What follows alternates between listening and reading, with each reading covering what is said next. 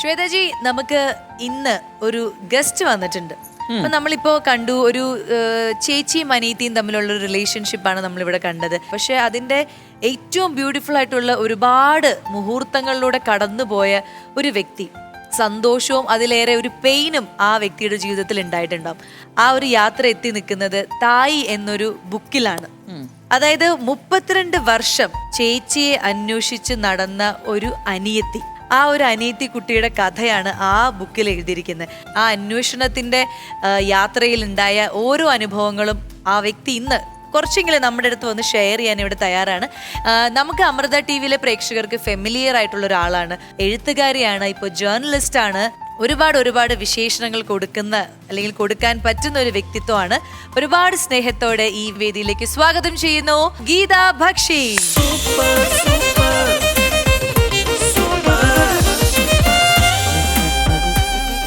ഒരുപാട് സ്നേഹത്തോടെ ഞങ്ങൾ സ്വാഗതം ചെയ്യാണ്. ഈ ഭക്ഷ്യ, അതെന്താണ് ആ പേര് ഗീത ഭക്ഷ്യ?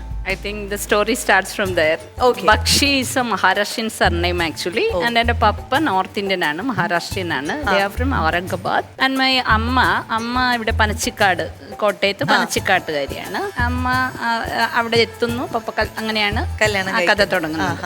അപ്പൊ പപ്പ ഓൾറെഡി കല്യാണം കഴിച്ചിരുന്നു, മഹാരാഷ്ട്രീയൻ ലതാന്ന് പറഞ്ഞിട്ട്. നേരത്തെ ഞാൻ കണ്ടിട്ടില്ല. ഒരു കല്യാണം കഴിച്ചിട്ട് ക്യാൻസറായിട്ട് മരിച്ചു പോകുന്നു. അവർക്കൊരു മോളുണ്ട്. അപ്പോൾ അത് കഴിഞ്ഞിട്ടാണ് സംഭവബഹുലമായ ഒരു കഥയിലൂടെ എൻ്റെ അമ്മ കല്യാണം കഴിക്കുന്നത്. ദെൻ അങ്ങനെ കല്യാണം കഴിച്ചിട്ടാണ് ഗീതാ ബക്ഷി എന്നൊരു അവതാരം ജനിക്കുന്നത്. ആ കഥയാണ് ഈ തായി എന്നുള്ള കഥയിൽ വന്നിരിക്കുന്നത്. ദെൻ ഇറ്റ്സ് എ കഥ of Smita Bakshi and Geeta Bakshi. Smita Bakshi and Geeta Bakshi. അപ്പൊ തായി ഇൻ മറാഠി ഇറ്റ്സ് ചേച്ചി. അപ്പൊ നമുക്ക് ആ കഥയിൽ ആദ്യം ഒരു ചേച്ചിയും ഒരു അനീതിയും, ഒരു 10 വയസ്സ് ഡിഫറൻസ് ഉള്ള ചേച്ചി അനീതിയാണ്. ചേച്ചിക്ക് നല്ലൊരു തൻ്റെയുടെ ഉള്ള ചേച്ചിയും, അനീതിയാണെങ്കിൽ കംപ്ലീറ്റ് എന്ന് നടക്കുന്ന ഒരു അനീതിയും. ഈ ചേച്ചി മഹാരാഷ്ട്ര ബോംബെയിലാണ്, പാഞ്ച്ഗണിയിലാണ് പഠിക്കുന്നത്. അനീതി ഇവിടെ നാട്ടില് കോട്ടയത്ത് കുരോപ്പട എന്ന് പറഞ്ഞ കൊച്ചു ഗ്രാമമാണ്. അവധിക്ക് ഞാൻ അങ്ങോട്ട് പോവും, അല്ലെ പപ്പ ഇങ്ങോട്ട് വരും. തായി ഒരിക്കലും വന്നിട്ടില്ല കേരളത്തിൽ. പിന്നെ തായി വാസ് സോ ബിസി. തായിയുടെ ഏറ്റവും വലിയ ആഗ്രഹം ഡോക്ടർ ആകുക എന്നുള്ളതാണ്. അങ്ങനെയൊക്കെ ഞങ്ങൾ ഇതിനെ കഴിയുന്ന കാലത്ത് ഇറ്റ് വാസ് ഇൻ 8ാം ക്ലാസ്സിലേക്ക് ആകുന്ന അവധിക്ക് ഞങ്ങൾ ചെന്നാണ്. എനിക്ക് തോന്നുന്നു എന്നെ ഒരു ക്യാമറയുടെ മുമ്പിലോ അല്ലെ ഒരു സദസ്സിന്റെ മുമ്പിലോ പേടിയില്ലാതാക്കിയത് തായിയാണ്. ഒരു ദിവസം ഉണ്ടായ പ്രശ്നം എന്ന് വെച്ചാൽ, അപ്പൊ ഞാൻ എൻ്റെ ഒരു ആ പാവ ശരിക്കും പറഞ്ഞാൽ തായിക്ക് എപ്പോഴും പാവ ഭയങ്കര ഇഷ്ടമാണ്. അപ്പൊ പാവ ഞാൻ പറഞ്ഞു ഓക്കെ തായി വെച്ചോ, ഞാൻ ഓണമൊക്കെ ആകുമ്പോൾ നീ വരും അല്ലെ പപ്പയുടെ അടുത്ത് കൊടുത്തിരും. അപ്പൊ അതങ്ങനെ കുറെ സാധനം അവിടെ വെച്ചിട്ട് ഓണത്തിന് നമുക്ക് തിരിച്ചെടുക്കാമെന്നും പറഞ്ഞ് ഞാനിങ്ങനെ പോന്നു. പിന്നെ ഞങ്ങൾ കണ്ടതാണ്, നിങ്ങള് കണ്ടത് ഈ 32 വർഷത്തിന് ശേഷം. തായിക്ക് എന്താ ഇവിടെ തായിക്കൊന്നും പറ്റിയില്ല. പപ്പ ജൂലൈ 17 പെട്ടെന്ന് ഒരു ഹാർട്ട് അറ്റാക്ക് മരിച്ചുപോയി.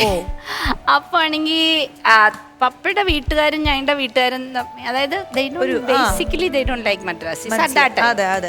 ആ ഒരു റിലേഷൻ അവര് തന്നെ കട്ട് ചെയ്തു. അപ്പൊ എനിക്ക് തായിയെ വിളിക്കണ്ടേ ഞാൻ, but I can go and call, അതൊന്നും പറ്റില്ല. ഞാൻ ചെന്ന് പറഞ്ഞാൽ ഒരു കോളൊന്നും ട്രങ്ക് ഒന്നും ബുക്ക് ചെയ്ത് തരില്ല. അമ്മ വാസ് നോട്ട് ലൈക്ക് വേണ്ട ഭയങ്കര ഡേഞ്ചറസ് ആണ്, അപ്പൊ ഇതിനെ കൊന്നുകളയും. എന്നെന്തിനാ കൊല്ലുന്നേ?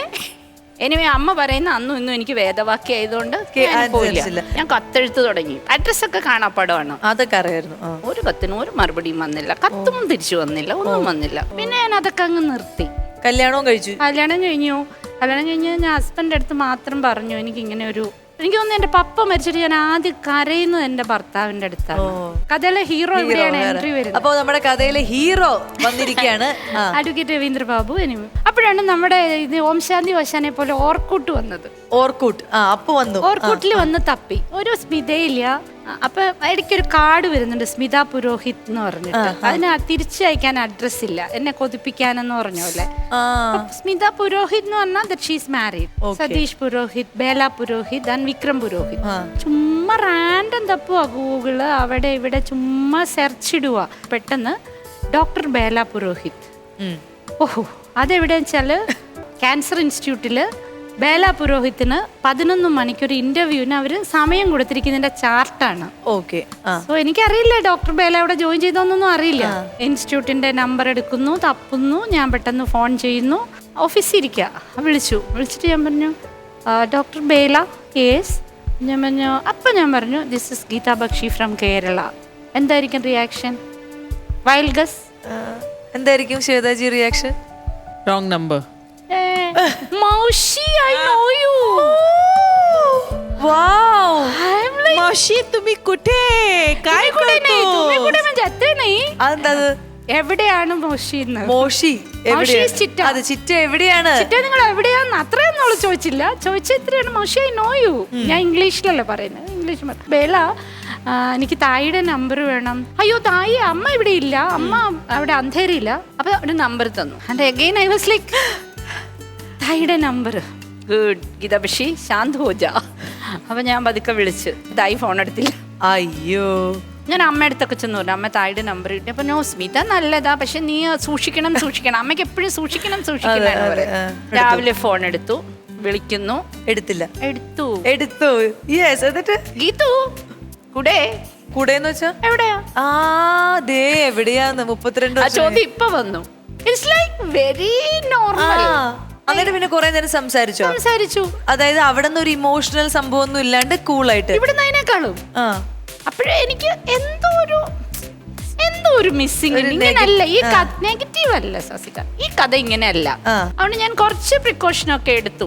എന്റെ സ്നേഹവും തായും ഒക്കെ അവിടെ കിടക്കട്ടെ, പക്ഷെ അമ്മയുടെ വാക്കുകളും നോക്കണം. തായി അഡ്രസ്സ് തരൂ. എന്നാ അഡ്രസ്സ്? നീ വന്നിട്ട് വിളിച്ചാൽ മതി, ഞാൻ വന്നേക്കാന്ന് പറഞ്ഞു. എയർപോർട്ടിൽ ചെല്ലുന്നു, വിളിക്കുന്നു, സ്വിച്ച്ഡ് ഓഫ്. ഞാൻ എൻ്റെ ഈ തായി എന്ന് പറഞ്ഞ പുസ്തകം തുടങ്ങിയത് അവിടെ വെച്ചിട്ടാണ്. എയർപോർട്ടിൽ നിന്ന് ഒരിക്കൽ കൂടി ഞാൻ വിളിച്ചു നോക്കി. തായിയുടെ ഫോൺ നമ്പർ അപ്പോഴും സ്വിച്ച്ഡ് ഓഫ്. അതെ, കഴിഞ്ഞ 32 വർഷമായിട്ടും എനിക്ക് റീച്ച് ചെയ്യാൻ വയ്യാത്ത എവിടെയോ ആയിരുന്നു തായി. പക്ഷെ ഇപ്പോഴെങ്കിലും ഞാൻ ഏകദേശം ഈ ലൈനിലാണ് എഴുതിയിരിക്കും. അവിടെ നിന്നാണ് ആ കഥ തുടങ്ങുന്നത്. നമ്മൾ ബോംബെയിലേക്ക് ഇറങ്ങുന്നു. ആദ്യമായിട്ട് എൻ്റെ പപ്പ നോക്കി നിൽക്കാത്ത ബോംബെയിൽ ചെന്ന് ഇറങ്ങുന്നു. ആരും എന്നെ നോക്കാനില്ല. തായി സ്വിച്ച്ഡ് ഓഫ്. അവസാനം ഞങ്ങൾ വില്യപ്പാർലെ ഹോട്ടലിലായിരുന്നു. അവിടെ പോയിട്ട് കരഞ്ഞു കൂവി. ഞാൻ ആ തലേണ ഇങ്ങനെ ആക്കാവുന്ന എത്രയും കരഞ്ഞു. അപ്പത്തേനും ഹസ്ബൻഡ് വെച്ചിട്ട് ടെൻഷൻ കയറി. പിറ്റേ ദിവസം ഞാൻ രാവിലെ നോക്കുമ്പോൾ ഹോട്ടലിലെ മുറി ഇരുന്ന് ഒരാൾ ഡയൽ ചെയ്യുക, ഹസ്ബൻഡ്. അപ്പൊ അടിക്കുന്നുണ്ട്. പെട്ടെന്ന് ഫോൺ അടിക്കുന്നു. തായി, ഹലോ. ആ ഗീതു കൂടെ എവിടെത്തി? ഫോൺ എനിക്ക് ആ നേരത്തെ സംസാരിച്ചാൽ ഞാൻ വേറെ വല്ലതും കൂടെ പറയും. ഞാൻ അപ്പൊ ചേട്ടൻ്റെ അടുത്ത് ഫോൺ കൊടുത്തു. സുമേഷ് വരെ രണ്ടും കണക്ട് ചെയ്തു. വണ്ടി ഇങ്ങനെ പോകുന്നു. അപ്പൊ പിരമൾ നഗർ എന്നുള്ള അങ്ങോട്ട് തിരിയുന്ന അവിടെ ഞാൻ നോക്കുമ്പോ അവിടെ നിൽക്കണു ആര്? എൻ്റെ തായി. കംപ്ലീറ്റ് ലോസ്റ്റ് ആയ മൊമെന്റ് ആയിരുന്നു. ചിലപ്പോൾ ആ നിമിഷം ഞാൻ ലോസ്റ്റ് ആയി പോയെന്നെ. കാരണം ഞാൻ ഈ വലതുവശത്തെ ഡോർ അങ്ങോട്ട് തുറന്നിട്ട് ഈ കംപ്ലീറ്റ് കാറിന്റെ ഇടയ്ക്കൂടെ ഫോണും കെട്ടിപ്പിടിച്ച് തായി എന്നും പറഞ്ഞൊരു ഓട്ടം. അതിനാണ് എനിക്ക് ഏറ്റവും കൂടുതൽ കയ്യടി കിട്ടിയ ഈ പുസ്തകത്തില്. എന്തൊരു മൊമെന്റ് ആണ് ആ കാണുന്ന സമയത്ത്. തായി കെട്ടി അങ്ങ് പിടിച്ച നിലത്തോട്ട് അങ്ങ് വീണു. ശരിക്കും എനിക്ക് സഹിക്കാൻ പറ്റുന്നില്ല. തായി വാസ് ലൈക്ക്, ഓക്കേ ബെച്ചാ. അയ്യോ, ഇതാണ് തായിയുടെ ഒരു ബേസിക് സ്വഭാവം. അപ്പൊ തായിയുടെ ബേസിക് സ്വഭാവം നമുക്കിപ്പൊ മനസ്സിലായി. പക്ഷെ ഈ ഒരു തായി ഇപ്പൊ എവിടെയാണ്, എന്ത് ചെയ്യാണ്? തായിയുടെ അമ്മയ്ക്ക് ക്യാൻസർ ആയിരുന്നു, പറഞ്ഞല്ലോ. തായ്ക്കും അത് കിട്ടി. ഞങ്ങള് 2011 കണ്ടത്. 2011.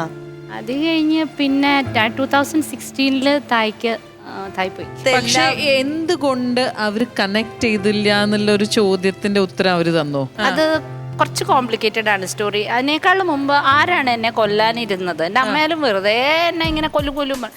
ആക്ച്വലി ഞാൻ പറഞ്ഞല്ലോ, ഒരു പൊങ്ങച്ചൊന്നും അല്ല. എൻ്റെ പപ്പയൊക്കെ ഫിൽത്തി റിച്ചിയാണ്. 300 ഏക്കർ എസ്റ്റേറ്റ് ഒക്കെ ഉള്ള ആൾക്കാരാണ്. അത് തായ്ക്കും എനിക്കും തരാതെ കുറെ ആൾക്കാർ മാറ്റി. ഇപ്പൊ തായ് ഈ കേസ് നടത്തുമൊക്കെ ആയിരുന്നു. തായ് മെഡിസിന് പോയില്ല, തായെ വിട്ടില്ല. തായ് ഗോട്ട് മാരീഡ്. എന്നിട്ട് തായ്ക്കൊരു ജോലിയില്ല, ആ വീട് വിറ്റു. തായ്ക്ക് ഒന്നും ഉണ്ടായില്ല. ബേസിക്കലി അച്ഛൻ പോയി കഴിഞ്ഞപ്പോ 36 കണ്ടത് വേറൊരു ലോക, വേറെ ജീവിതമാണ്, വേറെ ആൾക്കാരാണ്.